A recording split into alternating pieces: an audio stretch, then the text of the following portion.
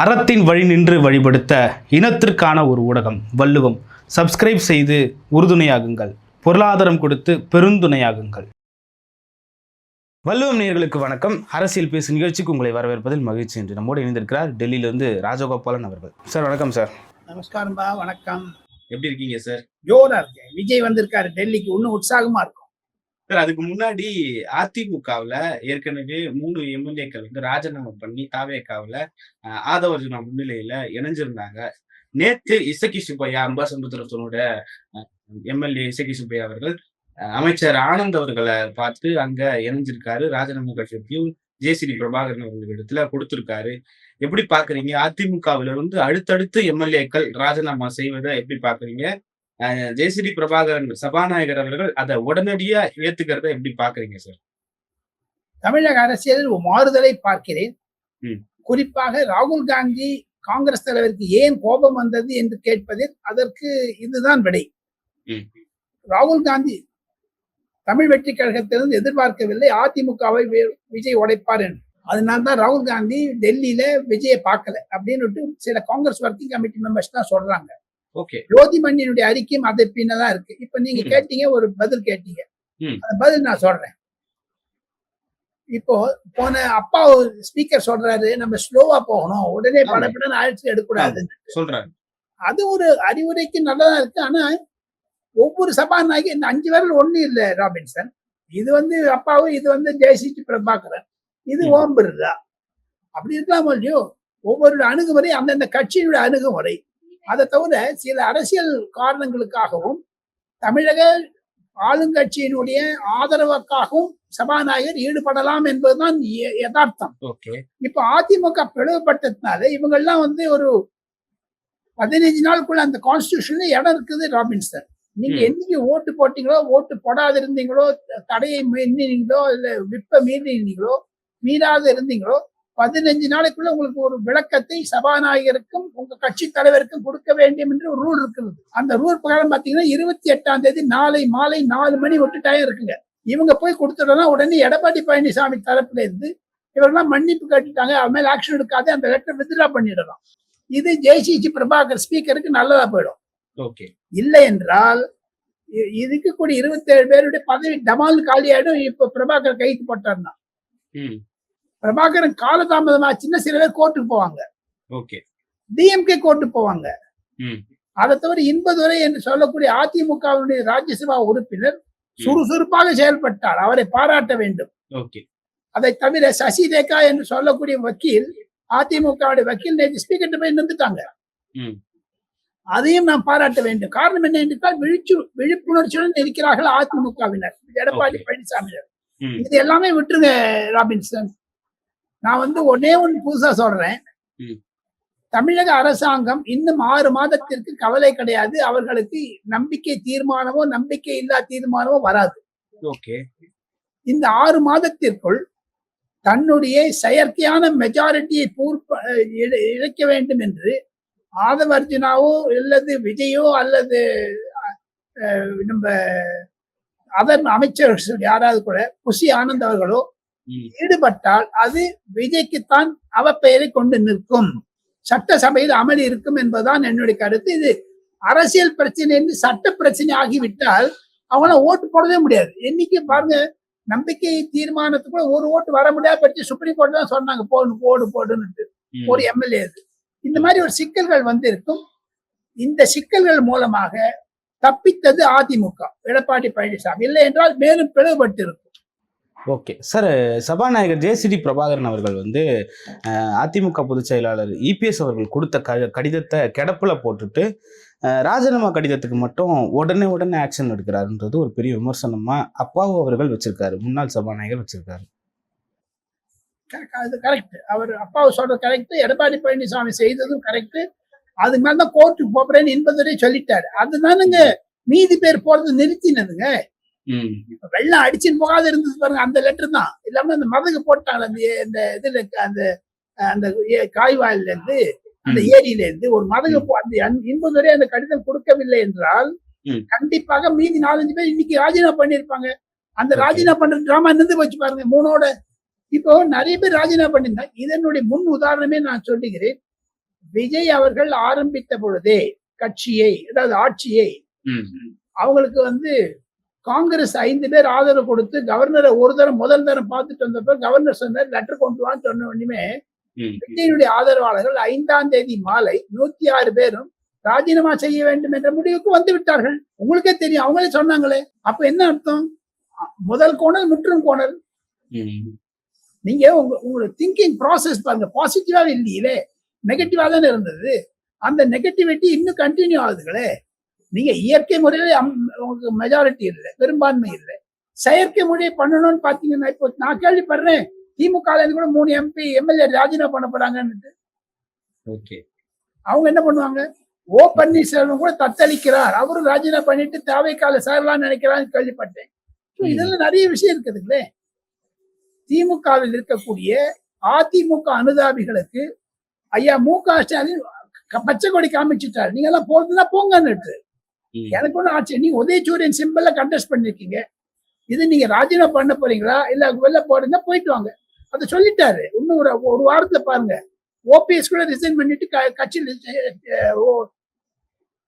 டிவிக்கல சேர்ந்துருவாரு பாருங்க. தாவேக்கான்ற கட்சி திமுக அதிமுகவை கபலீகரம் செஞ்சுட்டு இருக்கா சார். செய்வது தவறு, கபலீகரம் செய்கிறார்கள், செய்வது தவறு. ஜனநாயக ரீதியில் அப்படி செய்வது தவறு. விஜய்க்கு பொதுமக்கள் வாக்காளர்கள் அவர் மீது வைத்திருந்த நம்பிக்கைக்கு ஒரு பாங்காக இருப்பதாகத்தான் டெல்லி வர்ணையாளர் கருதுகிறார்கள். இருப்பினும் இந்த தேர்தல் வைத்தால் கூட ராபின்சன், வள்ளுவம் நேர்களுக்கு ஒரு புதிய விஷயத்தை சொல்ல ஆசைப்படுகிறேன். தேர்தல் வைச்சா கூட விஜய்க்கு தான் வெற்றிக்கு வருங்க, 200 சீட் வச்சிருவாங்க, அடிச்சிருவாங்க. இந்த மாதிரி சூழ்நிலை போனீங்கன்னா. ஓகே சார், ஆனா கடந்த 15 நாட்கள் விஜய் ஆட்சியில கிட்டத்தட்ட 200க்கும் மேற்பட்ட குற்ற சம்பவங்கள் நடந்திருக்கு. அதுவும் சிறுமிகளுக்கு பெண்களுக்கு எதிரான குற்றங்கள் அதிகரிச்சிருக்கிறத நம்ம பாக்குறோம். அது இப்போ ஒரே ஒரு காம்பினேஷன் என்னன்னு கேட்டீங்கன்னா, அவசரப்பட்டு போய் நம்பிக்கை தீர்மானத்திற்கு முன்னதாகவே பதவியேற்ற உடனேயே முதலமைச்சர் சட்டசபையிலிருந்து நேராக 2:30 மணிக்கு மு.க. ஸ்டாலின் வீட்டுக்கு போனது தப்பு, மு.க. ஸ்டாலின் சொல்லுவது தப்பு, என்னுடைய ஆட்சி தான் தொடருகிறது, DMK 2.0 தொடர்கிறது என்று. ஆக மொத்தம் விஜய்க்கு ஒரு நல்லதோ கெடுதலோ, திமுக ஆட்சி தொடர்கிறது என்றால் போதைப் பொருள் தொடர்கிறது, சட்ட ஒழுங்கு எல்லாமே. பின்ன நீங்க உங்களுக்கு பொதுமக்கள் எடை போட்டாங்க, எடக்கு ஒன்னே உங்களுக்கு மெஜாரிட்டி கொடுக்கல, 3 பேருக்கு கொஞ்சம் கொஞ்சமா கொடுத்துருக்காங்க. 2 பேர் சேரணும்னு சொல்றது பொதுமக்களுடைய ஒரு எண்ணம். திமுக வேண்டாம் என்பது பொதுமக்கள். ஆனா மு.க. ஸ்டாலின் சொல்றது விஜய் ஆட்சி 2.0 போதாதுக்கு வரைக்கும் நம்ம வீரமணி எண்ணி 100 வயதானவர் எதுவோ பேசுறாரு, திராவிட ஆட்சி தான் நடக்குதுன்னு. இதுல திராவிட ஆட்சிக்கு எதிர்த்தான ஓட்டு போட்டிருக்காங்க சார். முன்னாள் முதல்வர் ஸ்டாலின் அவர்கள் சொன்னதை தவறா நம்ம எல்லாம் புரிஞ்சுக்கிட்டோமோன்ற மாதிரி இருக்கு சார். ஏன்னா விஜய் அவர்கள் சட்டமன்றத்துல சொன்ன வார்த்தை, மக்கள் நல திட்டங்கள் முந்தைய ஆட்சியில கொண்டு வரப்பட்ட மக்கள் நல திட்டங்கள் தொடரும்னு சொன்னார். அதுக்கு முன்னாள் முதல்வர் ஸ்டாலின் அவர்கள் நம்முடைய திட்டங்கள் தொடங்குது என்றால் இது நம்முடைய ஆட்சி தான் அப்படின்னு சொன்னார் சார். அப்படி நான் இன்னொன்னு சொல்றேன், அது சொன்னது கரெக்ட், உண்மை. அவர் முன்னாள் முதலமைச்சர் சொல்லுவது உண்மை, இந்நாள் முதலமைச்சர் சொல்வது உண்மை. ஆனா அதனுடைய வீழ்ச்சியாக தொடர்ச்சியாக நான் ஒரு புது கதையை சொல்றேன். நரேந்திர மோடியை பார்க்கிறார் விஜய் இன்று. நரேந்திர மோடி சொல்லுகிறார், எங்களுடைய ஆட்சியினுடைய ஆதரவு உங்களுக்கு இருக்கிறது, வளர்ச்சியில் சப்கோ சாத் சப்கோ விகாஸ், எல்லாருடைய வளர்ச்சியில் இருக்க வேண்டும் என்று. அப்போ மோடி சொல்லுவாரா, என்னுடைய ஆட்சி தான் விஜய் ஆட்சி தமிழ்நாட்டு நடக்குதுன்னுட்டு. இதெல்லாம் ஒரு மோடியை இன்று சந்தித்த பிறகு விஜய் அவர்களுக்கு ஒரு புரிதல் வரும். கண்டிப்பாக 1 மணி நேரம் பேச இருக்கிறார்கள் அரசியல். ஆனா ஒண்ணு, அவங்களுடைய லிஸ்ட் ஆஃப் ஸ்பெஷல் பேசஞ்சர்ஸ் நான் பார்த்தேன் ராபின்சன், எனக்கு ஒரு வருத்தத்தை தந்தது. ஒரு அரசியல்வாதி வரவே இல்லையே கூட முதலமைச்சருடைய சிறப்பு விமானத்தில். அவங்களுடைய ஆதரவாளர்கள் தான் வராங்களே அப்படின்னு தான் நான் பார்த்தேன். அந்த லிஸ்ட் பார்த்த உடனே அவருடைய PA ஜெகதீஷ், அவருடைய ஆலோசகர் வராங்க. ஒரு மந்திரி கூட்டு வரவே இல்லையே, ஒரு அதிகாரி வரவே இல்லையே, தனியா வந்துட்டாங்களோ என்னவோ தெரியாது. விஜய் அவர்களுக்கு முதல் முறையாக பிரதமரை பார்த்த பிறகு கண்டிப்பாக ஒரு அரசியல் புரியும். இன்று நாம் இருவரும் பேசிக் கொண்டிருக்கும் பொழுது ராபின்சன், பிரதமர் 25 ஆண்டு கால வாழ்க்கை, அரசியல் வாழ்க்கையை அவர் முடித்து வைக்கிறார் என்று. 12 வருடங்கள் பிரதமரான பிறகு இன்று முதல் முறையாக விஜய் பார்க்கிறார். 12 years அவர் ஆயிடுச்சு. ஓகே. சீஃப் மினிஸ்டர் ஆகி மொத்தம் 25 இயர்ஸ் ஆயிடுச்சு. இதெல்லாம் வச்சு பாத்தீங்கன்னா விஜய் அவர்களுக்கு தமிழ்நாடு ஃபர்ஸ்ட் என்று சொல்லுகிறாரே, அதற்கு மோடி அவர்கள் நிறைய உதவி செய்வார். தமிழக திட்ட வளர்ச்சி, தொழில் வளர்ச்சி, விவசாய வளர்ச்சி, மன மேம்பாட்டு திட்டங்களுக்கெல்லாம் உதவி செய்வார். நிதியை பத்தி பேச போறாரு, நிர்மலா சீதாராமனை சந்திக்க போறாருன்னு சொல்றாங்க. நிதியமைச்சர் கூட போலையா சார்? நேற்று நிர்மலா சீதாராமனை ம். அந்த எம்எல்ஏ ரோசி அம்மா சந்திச்சுட்டாங்களே. ஓகே. அவங்கள இது அவசியம் பண்ணணும்னு அவசியம் கிடையாது. ஏன்னா ஒரு தமிழக வெற்றி கழகத்தினுடைய ஒரு ஒருங்கிணைப்பை பார்த்து நான் வருத்தப்படுகிறேன். ஒன்னும் கோஆர்டினேஷன் இல்லாம இருக்குது.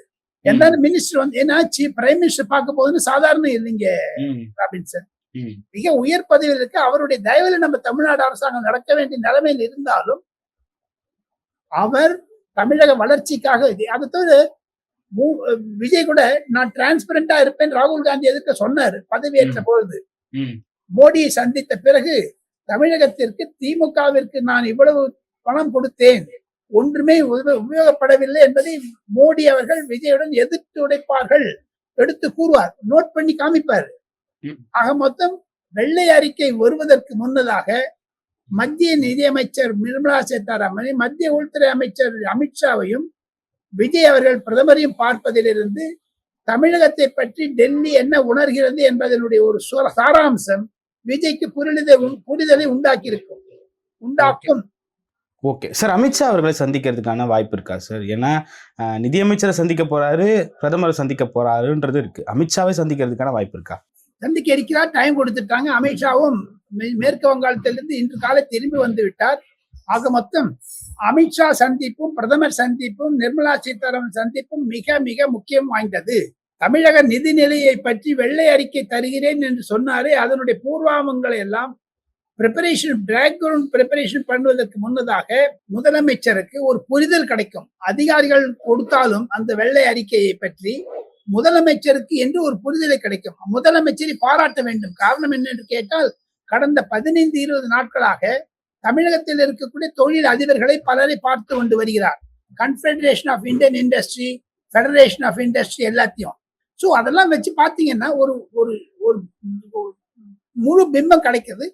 பல கோடி ரூபாய்கள் மு.க. ஸ்டாலின் முதலமைச்சராக இருந்த பொழுது மத்திய அரசாங்கத்திலிருந்து பணம் வந்திருக்கிறது. ஆனால் விஜய் அவர்கள் தேர்தல் பிரச்சாரத்தில் சொன்னார்கள் 6 லட்சம் கோடிக்கு 30% ஸ்டாலின் டாக்ஸ் போகுதுன்னு. ஸோ அதெல்லாம் இன்னைக்கு பேசுவாங்க.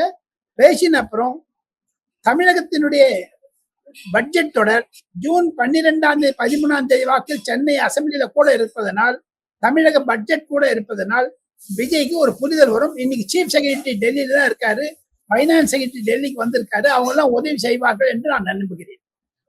நிர்மலா சீதாராமன் பேசும் பொழுது கண்டிப்பாக தமிழில் பேசுவார்கள். நிறைய ஒரு ஊக்க சக்தி விடையும் இதெல்லாம் வரும். ஒரு இன்ட்ரெஸ்டிங் டர்ன் ஆஃப் ஈவெண்ட் இருக்கும் தான் நான் நினைக்கிறேன்.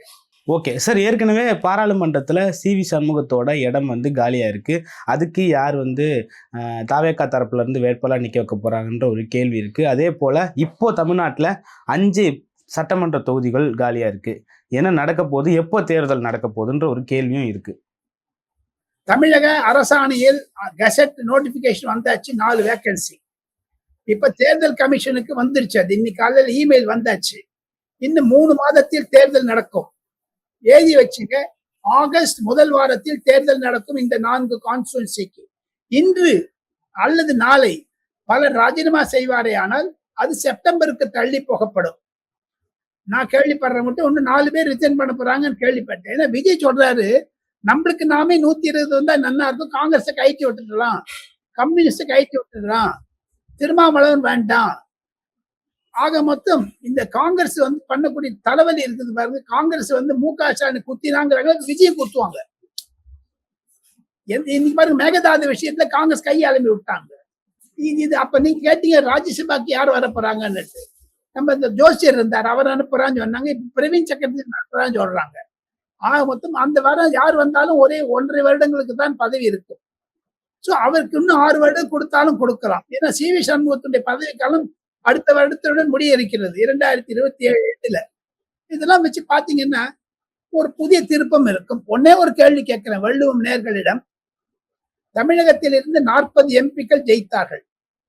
22 எம்பிக்கள் திமுக.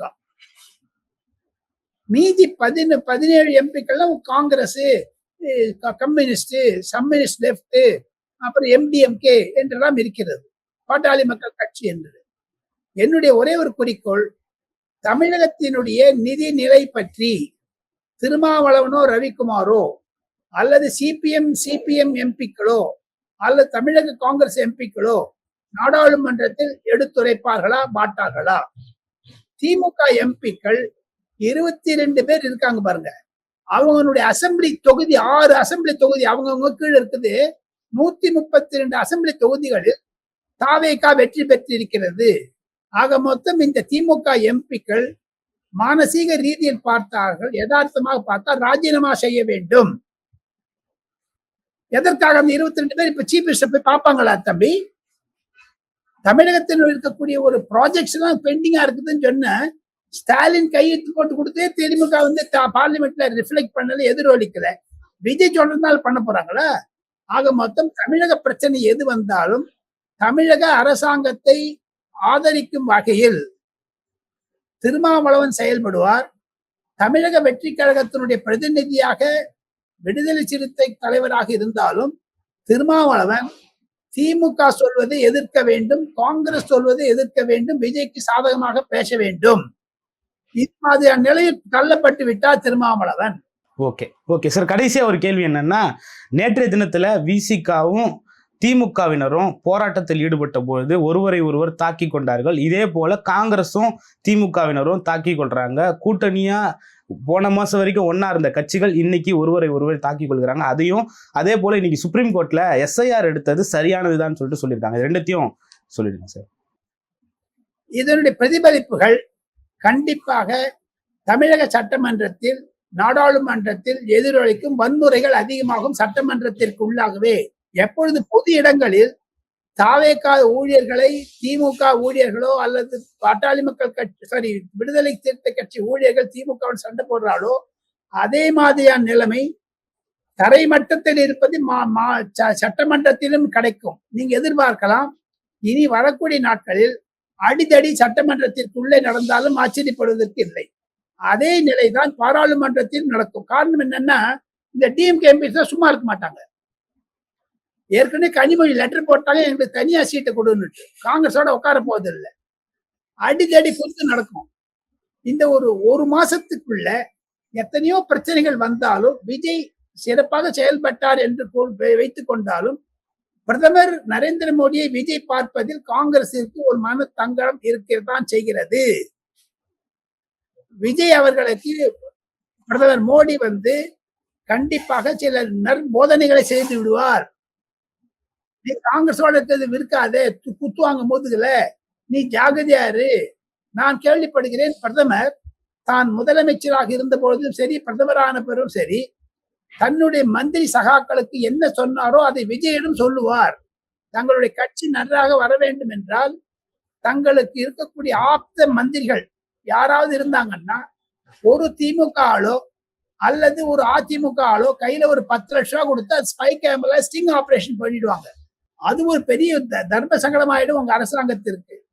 தங்க அரசாங்கத்திற்கு எப்படி நடத்த வேண்டும் என்பதை விஜய்க்கு புரிதல் இருந்தாலும் அரசியல் ரீதியாக கடந்த 25 ஆண்டு காலம் பொது வாழ்க்கையில் பதவியில் இருப்பதனால் தொடர்ந்து நரேந்திர மோடியினுடைய ஒரு ஆலோசனையை விஜய்க்கு அவர் இன்னும் சொல்ல போனீங்கன்னா விஜய் காதுல பூ சுத்தி விட்டுருவாரு மோடி.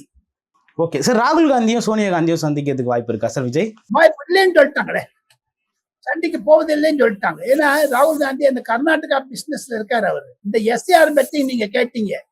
ராகுல் காந்தி பேச்சை நம்பி மு.க. ஸ்டாலின் போய் பாட்னாவிலும் பீகாரிலும் நடைபயணம் செய்தாரு. இப்பொழுது மு.க. ஸ்டாலின் என்ன பாம்பாட்டம் ஆடுவாரா? மு.க. ஸ்டாலின் வந்து மன்னிப்பு கேட்காரா பொதுமக்களிடம்? இப்போ விஜய் வெற்றி பெற்று விட்டார், திமுக தோல்வி அடைந்து விட்டது. தமிழகத்திலும் எஸ்ஐஆர் ஸ்பெஷல் இன்டென்சிவ் ரிவிஷன் தோத்து போச்சுன்னு நினைப்பாரா, ஜெயிச்சதுன்னு நினைப்பாங்களா? இது குறிப்பாக ராகுல் காந்தி பேச்சு கேட்டு கத்து போனமே தள்ள அடிச்சுக்கிறாங்க எல்லாரும். இப்போ ஆக மொத்தம் நாடாளுமன்றத்தில் ராகுல் காந்தி எதிர்கட்சி தலைவர் பொது வழியில் மன்னிப்பு கேட்க வேண்டும். இல்லை என்றால் அவர் செய்வது அயோக்கியத்தனமாகத்தான். ஒரு காரணம் என்னன்னா, எங்க ஒரு சீஃப் எலெக்ஷன் கமிஷனர் சொல்றாரு, நாங்க இது மாதிரி தான் பண்ணோம்னு சட்டத்துல இடம் இருக்கு, நான் பண்றேன்னு சொல்றாரு. அவர் போய் ராகுல் காந்தி மிரட்டினாரு, நீ ஓய்வு பெற்ற பிறகு உங்க வீட்டை வந்து அடிப்பேங்கிறாரு பாராளுமன்றத்துல. அதை தவிர அவருடைய மகள் ஞானேஸ்வருடைய மகள் உத்தரப்பிரதேசத்து ஆக்ராவில் டிஸ்ட்ரிக்ட் கமிஷனர் இருக்காங்க. அந்த அம்மா வீட்டுல போய் அடிச்சாங்க போட்டு காங்கிரஸ்காரங்க இந்த எஸ்ஆர் இம்ப்ளிமெண்ட் பண்ணிட்டு. தேஜஸ்வி யாதவுடன் அகிலேஷ் யாதவுடன் ஊர்வலம் போனாரு பாட்னால ராகுல் காந்தி. அதோட ஜீப்ல நின்று போனார் நம்ம ஊரு மு.க. ஸ்டாலின். இப்ப என்ன சொல்ல போறாங்க? அதுக்கு கனிமொழி போனாங்களே, இப்ப கனிமொழி மன்னிப்பு கேட்பாங்களா? சுப்ரீம் கோர்ட் முத்திரை அடிச்சிருச்சுங்க எஸ்ஆர் ரைட்டுன்னுட்டு. ராபின்சன் ஒன்னே ஒன்று சொல்றேன், மேற்கு வங்காளத்திலும் அஸ்ஸாமிலும் தான் இந்த எஸ்ஆர் பிரச்சனை, தமிழகத்தில் இல்லவே இல்லை. ஏன் திமுக முந்திரி கொட்ட மாதிரி போய் ராகுல் காந்திக்கு சப்போர்ட் பண்ணணும்? அதனால வந்து அனுபவிக்கிறாங்களா இல்லையா? இப்போ இன்று ஏன் மு.க. ஸ்டாலின் அறிக்கை கொடுக்கல? காங்கிரஸை நம்பி நாங்க ஏமாந்தோம்னுட்டு. இப்ப மேற்கு வங்காளத்தை பிஜேபி ஜெயிச்சிருக்குது, கேரளால காங்கிரஸ் ஜெயிச்சிருக்குது, அது எஸ்ஆர்னாலயா? பொதுமக்கள் ஃப்ரீ அண்ட் ஃபேர் எலெக்ஷன் நடந்ததா இல்லையா? அது ஜனநாயக ரீதியில் அம்பேத்கர் சொன்னதையும், சர்தார் வல்லபாய் பட்டேல் சொன்னதையும், நேரு சொன்னதையும், காமராஜர் சொன்னதையும், அண்ணாதுரை சொன்னதையும் எஸ்ஆர்ல வந்திருக்குது.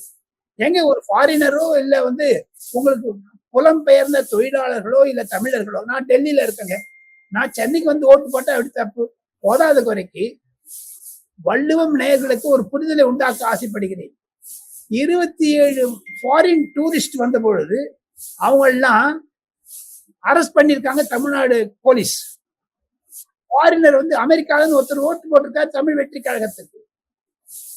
சில கட்சிகளுக்கு இலங்கையிலிருந்து போட்டிருக்காங்க, மலேசியாவிலிருந்து வந்து போட்டிருக்காங்க. இதெல்லாம் அதுதான் எஸ்ஐஆர், அதை தான் நீக்க வேண்டும் என்று சொல்லுகிறார்கள் பொதுமக்கள். அது பொது சுப்ரீம் கோர்ட்ல இன்னைக்கு ஸ்டேட்மெண்ட் வந்தது, ஜட்ஜ்மெண்ட் வந்ததுல அரசாங்கத்திற்கு மாபெரும் வெற்றியாகத்தான் நான் பார்க்கிறேன், எதிர்கட்சிகளுக்கு தோல்வியாக பார்க்கிறேன். ஓகே, பல்வேறு கருத்துக்களை பகிர்ந்து கொண்டீங்க. மற்றும் ஒரு காணொலி சந்திப்போம். நன்றி சார்.